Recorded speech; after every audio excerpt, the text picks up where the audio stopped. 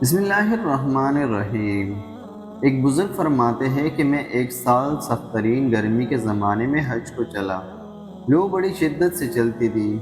ایک دن جب میں وسط حجاز میں پہنچا تو اتفاقاً قافلے سے بچھڑ گیا اور مجھے کچھ انودگی سی آ گئی۔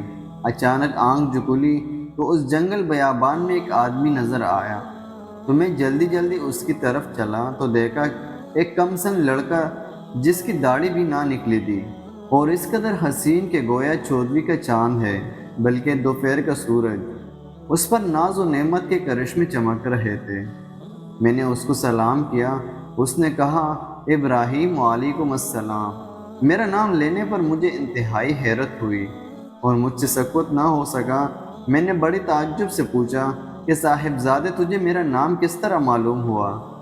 تو نے تو مجھے کبھی دیکھا بھی نہیں۔ کہنے لگا، ابراہیم، جب سے مجھے معرفت حاصل ہوئی ہے میں انجان نہیں بنا، اور جب سے مجھے وصال نصیب ہوا کبھی فراق نہیں ہوا۔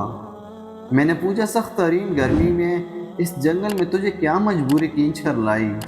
کہنے لگا، ابراہیم، اس کے سوا میں نے کبھی کسی سے محبت نہیں کی اور نہ اس کے سوا کسی کو ساتھی اور رفیق بنایا۔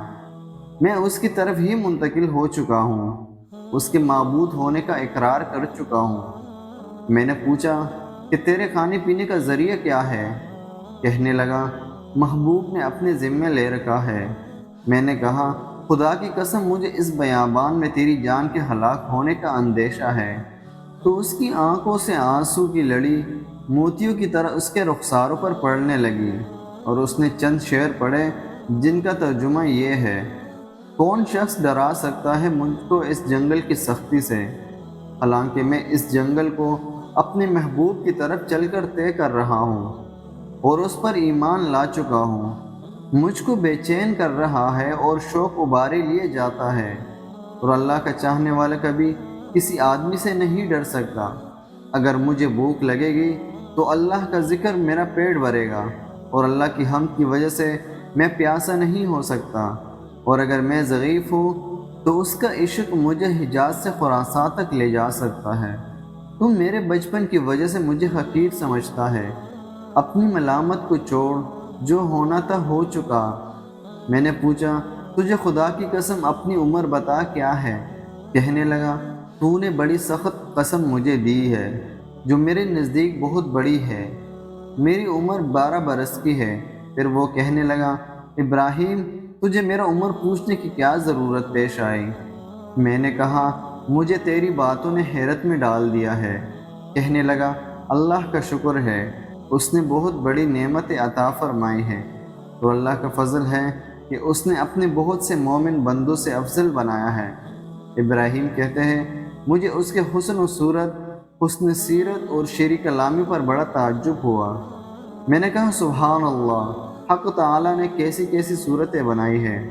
اس نے تھوڑی دیر نیچے کو سر جھکا لیا، پھر اوپر کی طرف نظر اٹھا کر بہت ترچھی اور کڑوی نگاہ سے مجھے دیکھا اور چند شعر پڑھے جن کا ترجمہ یہ ہے، اگر میری سزا جہنم ہو تو میرے لیے ہلاکت ہے، اس وقت میری یہ رونق اور خوبصورتی کیا بنائے گی؟ اس وقت میری ساری خوبی کو عذاب عیب دار بنا دے گا اور جہنم میں طویل عرصہ تک رونا پڑے گا، اور جبار جل جلالہ یہ فرمائے گا، او بدترین غلام، تو میری نافرمانوں میں ہے۔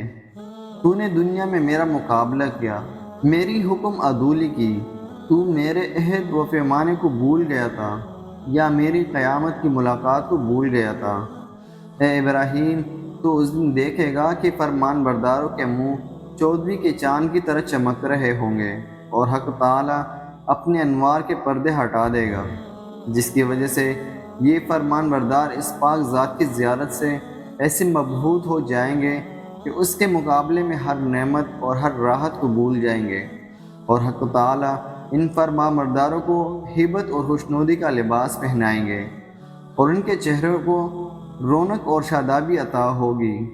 یہ اشعار پڑھ کر کہنے لگا، ابراہیم، محروم ہے وہ جو اللہ سے منقطع ہو گیا، اور وصال اس کو حاصل ہے جس نے اللہ تعالیٰ کی اطاعت سے واپر حصہ لیا۔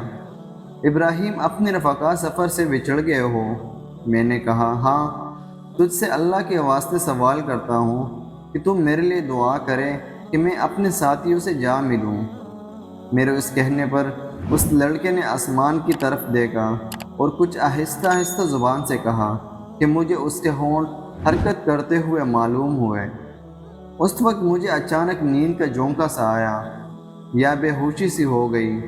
اس سے جو میں نے افاقہ پایا تو قافلے کے بیچ میں اونٹ پر اپنے آپ کو پایا، اور میرے اونٹ پر جو میرا ساتھی تھا وہ مجھ سے کہہ رہا تھا، ابراہیم ہوشیار رہو، سنبھلے رہو، ایسا نہ ہو اونٹ پر سے گر جاؤ۔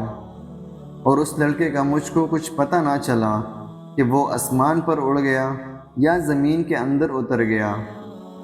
جب ہم سارا راستہ طے کر کے مکہ مکرمہ پہنچ گئے اور میں حرم شریف میں داخل ہوا تو کیا دیکھتا ہوں کہ وہ لڑکا کعبہ شریف کا پردہ پکڑے ہوئے رو رہا ہے اور چند شعر پڑھ رہا ہے جن کا ترجمہ یہ ہے: میں کعبہ کا پردہ پکڑ رہا ہوں اور بیت اللہ کی زیارت بھی کر رہا ہوں، لیکن دل میں جو کچھ ہے اس راز کی بات کو تو خوب جانتا ہے۔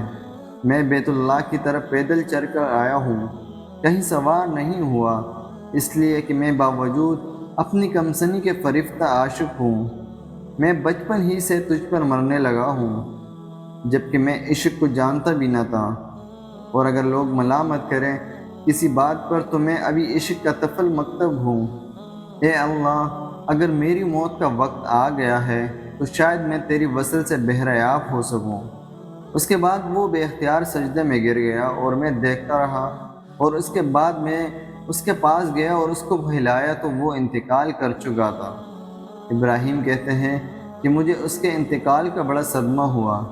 میں وہاں سے اٹھ کر اپنی قیام گاہ پر آیا اور اس کے کفن کے لیے کپڑا لیا اور مدد کے لیے ایک دو آدمی ساتھ لیے، اور وہاں پہنچا جہاں اس کو مردہ چھوڑ کر آیا تھا، تو اس کی نعش کا کوئی کہیں پتہ نہ چلا۔ وہاں دوسرے حاجیوں سے دریافت کیا مگر کسی کو بھی پتہ نہ تھا، تو میں سمجھا کہ اللہ تعالیٰ نے اس کو لوگوں کی آنکھوں سے پوشیدہ فرما رکھا تھا۔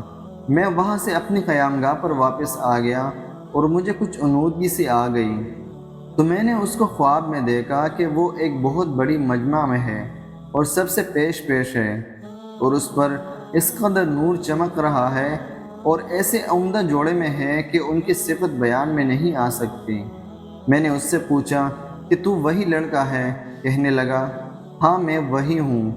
میں نے پوچھا، کیا تیرا انتقال نہیں ہوا؟ اس نے کہا، ہاں ہو گیا ہے۔ میں نے کہا کہ میں نے تجھے تجہیز و تدفین کے لیے بہت تلاش کیا، کہیں پتہ نہ چلا۔ کہنے لگا، ابراہیم سن، جس نے مجھے میرے شہر سے نکالا اور اپنی محبت میں فریفتہ کیا اور میرے عزیز و اقارب سے جدا کیا، اس نے مجھے کفن دیا اور کسی دوسرے کا محتاج بننے نہیں دیا۔ میں نے پوچھا کہ حق تعالیٰ نے مرنے کے بعد تیرے ساتھ کیا معاملہ فرمایا؟ اس نے کہا، اللہ جل شانہ نے مجھے اپنے سامنے کھڑا کیا اور فرمایا کہ تو کیا چاہتا ہے؟ میں نے عرض کیا، الہی تو ہی مقصود ہے اور تیری ہی مجھے آرزو ہے۔ فرمایا کہ بے شک تو میرا سچا بندہ ہے اور جو تو مانگے گا اس کے لیے کوئی رکاوٹ نہیں۔ میں نے عرض کیا کہ میں یہ چاہتا ہوں کہ میرے زمانے کے تمام آدمیوں کے لیے میری سفارش قبول فرمائیں۔ ارشاد ہوا کہ ان سب کے بارے میں تیری سفارش مقبول ہے۔ ابراہیم کہتے ہیں کہ اس کے بعد اس لڑکے نے خواب میں مجھ سے رخصتی مصافحہ کیا اور میں نیند سے بیدار ہو گیا۔ میں نے حج کے جو ارکان باقی تھے وہ پورے کیے، مگر اس لڑکے کی یاد سے اور اس کے رنج سے میرے دل کو قرار نہ تھا۔ میں حج سے فارغ ہو کر واپس ہوا، لیکن حالت یہ تھی کہ راستہ میں سارے قافلے والے یہ کہتے تھے کہ ابراہیم تیرے ہاتھ کی مہک سے ہر شخص حیران ہے کہ کیسی خوشبو آ رہی ہے، اور کہتے ہیں کہ مرنے تک ابراہیم کے ہاتھوں میں سے وہ خوشبو آتی رہتی تھی۔ بے شک جو اللہ کی محبت میں ڈوب جاتا ہے اس کی کیفیت ایسے ہی ہو جاتی ہے، اور یقیناً اصل چیز تو اللہ اور اس کے رسول کی محبت ہی ہے۔ خوش نصیب ہے وہ مسلمان جو اللہ اور اس کے رسول کی محبت میں ڈوب کر زندگی گزاریں۔ دعا ہے کہ اللہ تعالی ہمیں بھی اپنی حقیقی محبت نصیب فرمائے، آمین۔ اگر آپ کو ہماری ویڈیو اچھی لگی ہو تو ویڈیو کو لائک کریں اور چینل کو ضرور سبسکرائب کریں تاکہ ہماری ہر نئے آنے والی ویڈیو آپ تک ضرور پہنچے۔ جزاک اللہ۔